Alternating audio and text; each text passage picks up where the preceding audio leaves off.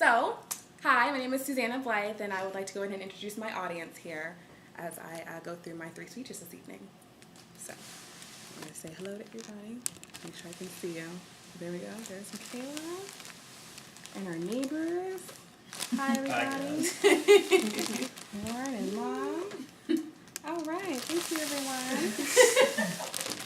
During my previous discussion, I persuaded you that the United States' future safety will be impacted by Mexico's drug war, either directly or indirectly, and that we should consider the U.S. government taking more of an affirmative stance against the violent crimes in Mexico's well-funded, established, and armed drug cartels, making these cities along Mexico's borders between Texas and California some of the most dangerous places to live so close to U.S. citizens. According to the New York Times, in January 2012, the Mexican government reported that 47,515 people had been killed in drug-related violence since President Felipe Calderon began a military assault on crime cartels soon after taking office in late 2006. Mr. Calderon, currently leaving the office as Mexico's previous president, as the elections just occurred on July 1st, used the army more aggressively in fighting drugs than any previous Mexican leader before, overshadowing his attempts to improve Mexican institutions. Prior to President Calderon's party taking office, Mexico's government was dominated by the PRI party, Institutional Revolutionary Party, which has governed the country for the better part of the last century. For the purpose of this topic, this particular party has been affiliated with coercion and blind eye tactics towards drug cartels and their established activities. This is according to the New York Times. Today I would like to persuade you to support the use of standing U.S. troops in Mexico to support the foreign military in the war against drug trafficking. In doing so, the U.S. has more influence on our preserving and improving our relationship with Mexico and demonstrating a no-nonsense approach towards drug-related violence and the authoritative presence against production of drugs as Mexico's new government establishes new tactics in rebuilding its police force. First, we'll review some current statistics describing the dilemma of the established drug trafficking industry between our neighboring countries, Mexico and the United States, which is allowing these drug cartels the resources to fund these operations, bribe necessary officials, and commit mass acts of violence at their leisure. Then we'll take a quick look at drug trade approaches of the past in Mexico and speculation on the future tactics of our new president, Nieto Peña, in Mexico. And in closing, we will discuss tactics that the U.S. should use in correlation of Mexico's efforts to reduce and/or eliminate drug trafficking while limiting and reducing casualties.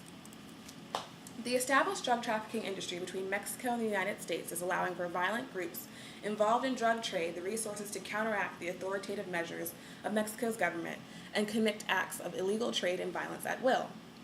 Mexico is a major supplier of heroin to the U.S. market and the largest foreign supplier of methamphetamine and marijuana. It's estimated by the U.S. Department of Justice that between the methamphetamines and marijuana coming in from Mexico, that would state anywhere between 40 and 67% of the drugs in the United States at this time. In addition to that, 95% of cocaine now also comes directly through Mexico, supplying U.S. drug users. In return, we supply them with between $19 and $26 billion annually in return of these drugs. And on Wikipedia, it also stated that we had numbers quoted reaching up towards $49.4 billion a year. That's just in payment to those cartels for supplying our drug users with illegal substances. In the past 6 years, the U.S. war on terrorism in Afghanistan has yielded over 13,000 deaths. This is just to put this into perspective for you. In the same 6 years, since 2006, Mexico's war has yielded over 50,000 deaths of citizens like you and I, in addition to 10,000 disappearances in relation to drug trafficking and drug-related violence, according to the New York Times.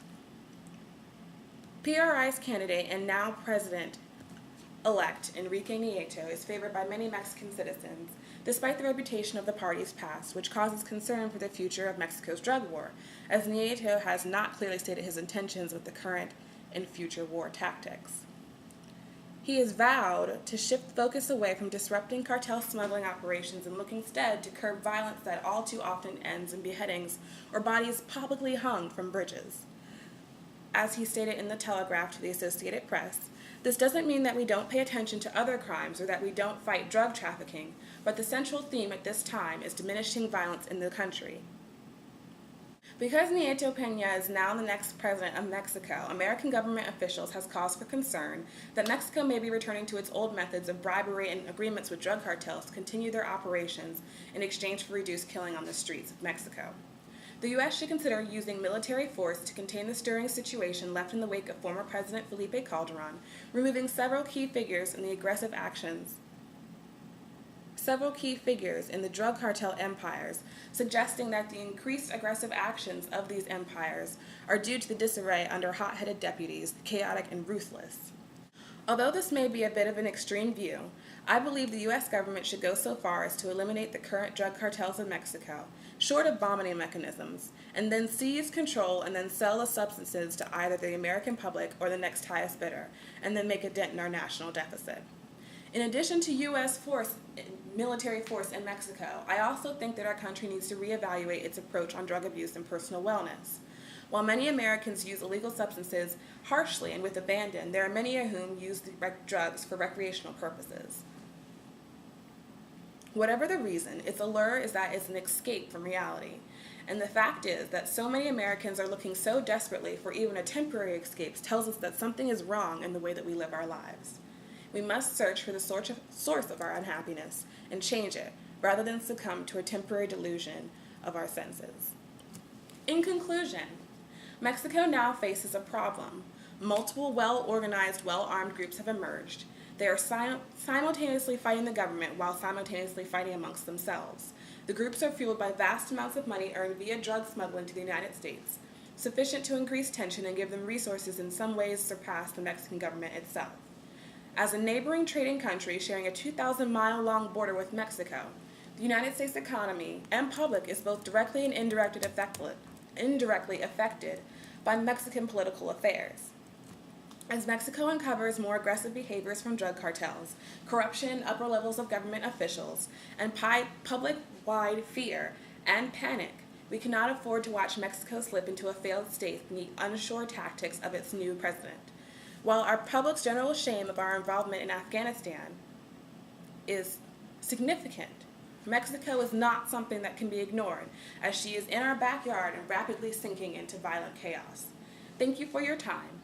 I hope that now you have a clear understanding of why I support the movement of U.S. troops as a standing power in Mexico.